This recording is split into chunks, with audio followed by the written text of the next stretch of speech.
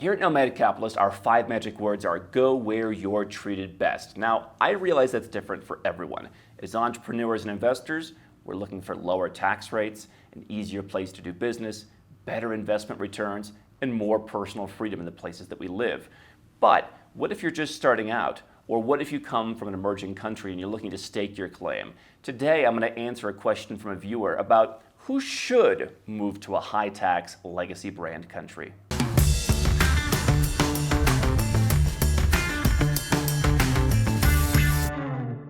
Hi, I'm Andrew Henderson. Here at Nomad Capitalist, we do work with 7- and 8-figure entrepreneurs and investors who want to legally go where you're treated best. From lower taxes, second passports, new opportunities overseas. You can learn more at nomadcapitalist.com. So I got a question from Gary, who asked, people are still flocking to the United States. My wife is from the Philippines and she's about to get U.S. citizenship in a few months. This was a big step up for her.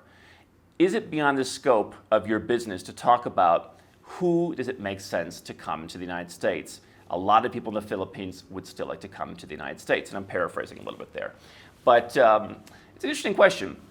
Now, I'll tell you this. I have had the privilege to work with folks who are, in some cases, really young, who come from Morocco, who come from Egypt, who come from Brazil, Ukraine, Russia, countries like that, Malaysia, over the years, where they've started businesses online. And I think that what we have right now is a great democratization of business where, being from the United States, the edge that it gives you perhaps is there's a cultural edge, or there are connections in some cases.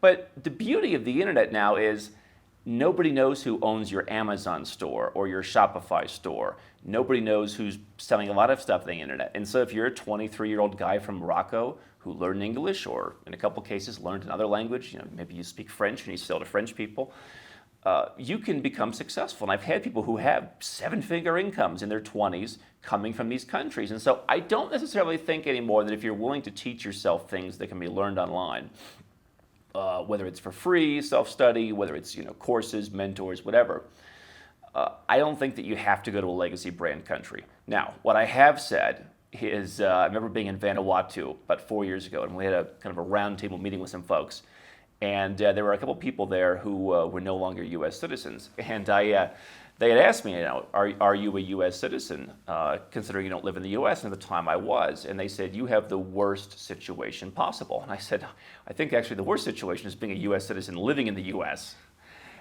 somewhat jokingly, but it's turned out to be true in the last couple of years, it seems. And, for me, what I told them was the one benefit for living in the U.S. is the opportunity to access the U.S. job market. Even compared to most European countries, the U.S. pays higher salaries, partially because the taxes on employers are lower. That is one thing I credit them with. And so if you want to get a high-paying job, if you're in the tech industry, for example, then the United States may be a place to go. Now, I don't agree that people are flocking to the United States anymore. I live and spend time in a lot of places where people would think that the local population is flocking.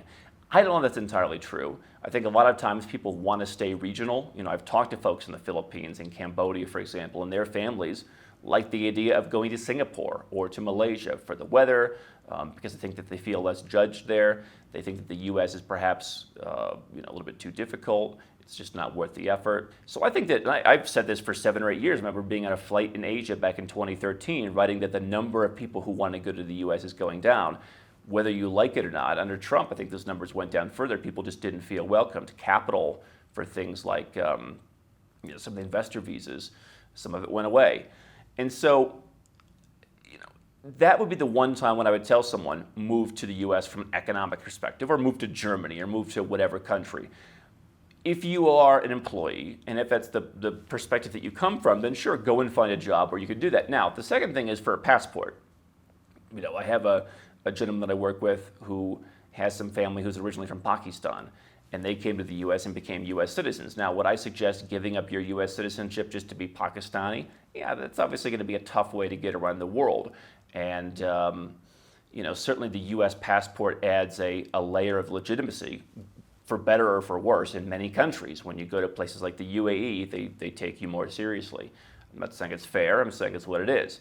And so if you have the opportunity because you're a spouse or because you have a specific job that allows you to work in one country like the US and you can get the US passport, I would probably take it if I'm coming from the Philippines or Pakistan or something like that, so that then if my goal is to be entrepreneurial and live as a nomad capitalist in the future, I can use that passport to then step my way into other things.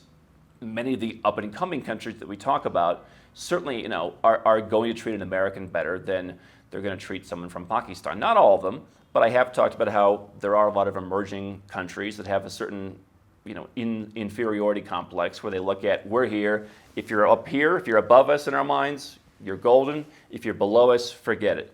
Again, it's not fair, but it is what it is. Now, if I'm just an entrepreneur, I'm looking for a passport, I would much rather go to Europe than a place like the United States, Canada, because you've got a much bigger block. You've got more countries to choose from. You're not going to have as much time commitment there or tax commitment in many of the European countries. There's a lot more opportunities to shop for a good deal.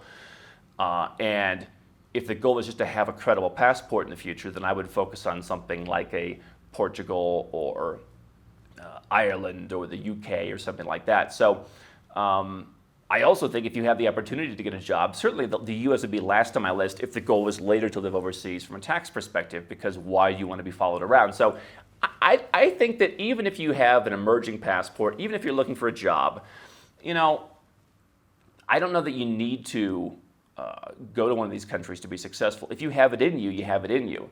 If you're just looking for a job, I would probably prioritize Europe over the US. If you can get the US, and that's your option again, as in Gary's case, it's his wife, he's not from Europe, he's from the US. So I would do that with the idea of then leveraging it into other things. I also think that, in Gary's case, if his goal is to eventually leave the US, the fact that his wife may be a naturalized US citizen, if she doesn't have much in the way of income or assets, that's not going to be a problem for him. It's maybe he wants to leave the US and she wants to become a US citizen, so that's not a problem.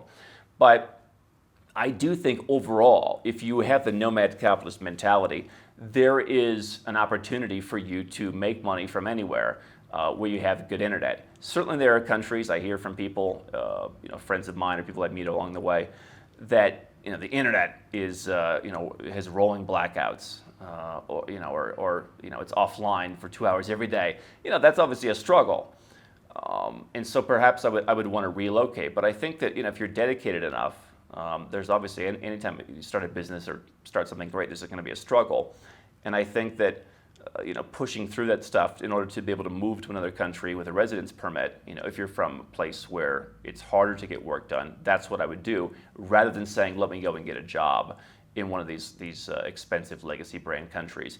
I think a lot of people who get jobs in these legacy brand countries realize it's not what it was cracked up to be. They think, $250,000 in San Francisco, woohoo, coming from anywhere in the world, that sounds incredible until you actually get there and have to live there.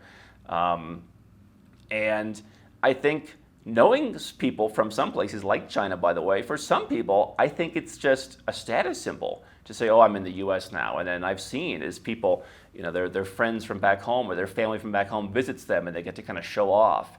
So I don't want to be chasing a place to live with a bad deal just for a status symbol. My advice is create your own reality. If you can get one of those passports, get it, but long term, try and go where you're treated best. And I think that the world has opened up to where you can do that more easily than ever nowadays. How can Nomad Capitalist help you? 4 ways. Number 1, subscribe to our channel and click the notification bell to make sure you get our new video every day. Number 2, get a copy of Nomad Capitalist, the book. You'll learn a lot of my personal experiences over a dozen years of studying this stuff, as well as exactly some of the strategies that you can use to build your Nomad Capitalist plan. Number 3, if you're not sure where to start, but you want to come and learn from my team and I, you want to come and mingle with like-minded people, learn more about our live conference, Nomad Capitalist Live. It's coming up soon. And number 4, if you want some help right now because you've got a burning issue, you need something solved, you want to lower your taxes, get a second passport, or build the Nomad Capitalist lifestyle of your dreams, go to nomadcapitalist.com and click on Become a Client.